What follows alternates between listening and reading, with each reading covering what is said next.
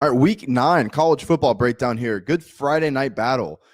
East Carolina traveling to Provo, Utah, taking on BYU. BYU at home is a 3-point favorite here. And this total has crept up from 57.5 at open, all the way up 4 points to 61.5. I do agree with that line move. It's not going to be the way I approach this game. I have locked in a play here. BYU -3 is an official 1-unit play for me. On the surface, these two teams have gone in opposite directions here in recent weeks. East Carolina picked up a huge upset win against UCF last week. I mean, they won that game by 3 touchdowns. I was actually on East Carolina in that game, and I know some ECU fans like that last week, so don't get too mad at me here. On the other hand, BYU has lost their last 3 games.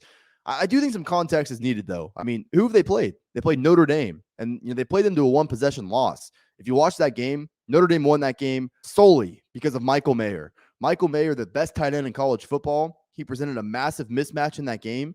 BYU had no answers. The next week, they play Arkansas. First week with KJ Jefferson back. We already know they have one of the most efficient ground attacks in the country.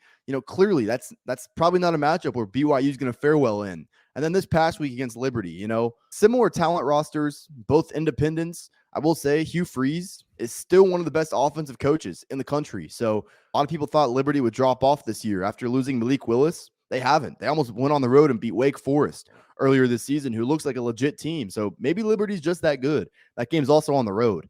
And that's really the main thing here. Now BYU comes back home to Provo, Utah, and East Carolina's got to travel across the country on a short week at night to one of the sneaky, tough environments in college football at BYU. I hate this spot for East Carolina. And quite frankly, I think BYU is the more talented team. And I think we do see them put it together here. The main matchup that I think BYU is going to be able to take advantage of is in their passing game. Jaron Hall is a second-year starter. The offense hasn't really been the issue these last few weeks. I mean, he's thrown 19 touchdowns to 3 interceptions this year. He's been over 8 yards per attempt these past 2 years. Offense is fine. Also, Chris Brooks, their running back, he's massively overperformed my expectations. 6 yards per carry this year. We know how good BYU is up front.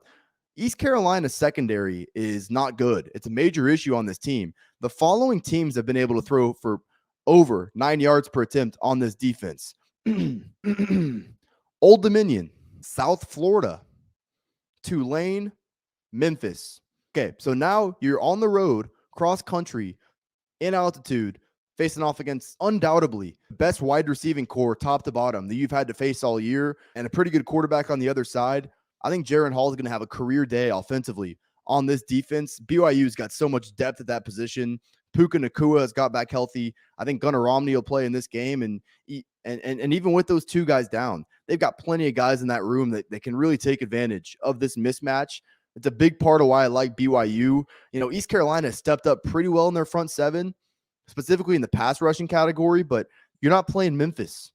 You're not playing South Florida. This is a BYU offensive line that's legit. For all those reasons, I think BYU is going to have a really good day offensively in this game. Defense has not been good for BYU. I'm not going to try to talk you off that. The run defense in particular has really gotten gashed these past few weeks, and on paper, it could get gashed again here. Keaton Mitchell at East Carolina, almost at 7 yards per carry this year. He's a problem. Getting him healthy has been huge for ECU these past few weeks. And so on the surface, might look like a bad matchup for BYU's defense. I will say this, though. The way I see this game playing out, I think BYU is going to score early. I think they're going to score often.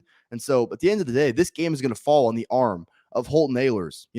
Ahlers a 5th-year player for ECU. He's had a pretty good year, 70% completion, over 8 yards per attempt. But a lot of that has been predicated on game flow. He's taken advantage of having a really good run game at his disposal. When he has to be the main source of offense for ECU, I downgrade this offense. I don't think he's a game-changing player in his own right. The part of BYU's defense I still feel good about is their secondary. Let's not forget that they held Blake Shapen at Baylor to under 5 yards per attempt earlier this season. You're not stepping up and playing Notre Dame and Arkansas and, hell, even Liberty anymore. This is the easiest matchup this BYU defense has had in about a month. I think Ahlers is going to have to throw the ball a lot. I think that he's going to take East Carolina out of their game plan. I think that plays right into BYU's hand. I don't think the over is a bad look in this game as well, but like I said, it's already been steamed up 4 points. I don't really want to take that at a bad number. If you look on the surface over these past few weeks, East Carolina might seem like a good play. Can't stress enough how bad of a spot this is for the Pirates, though. Cross-country travel on a short week in altitude against a team that's more talented than you. I just don't think East Carolina's got the type of offense in their passing game to be able to go tit for tat in this specific matchup, which is what we're looking at. I am going to lay the 3 with BYU here. You see this shirt, Halloween's coming up. We got the Halloween theme.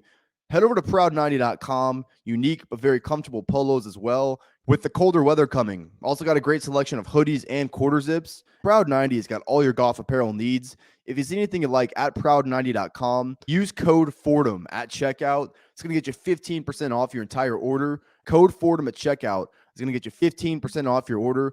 Support me, support Proud 90. The rest of the information will be in the description below.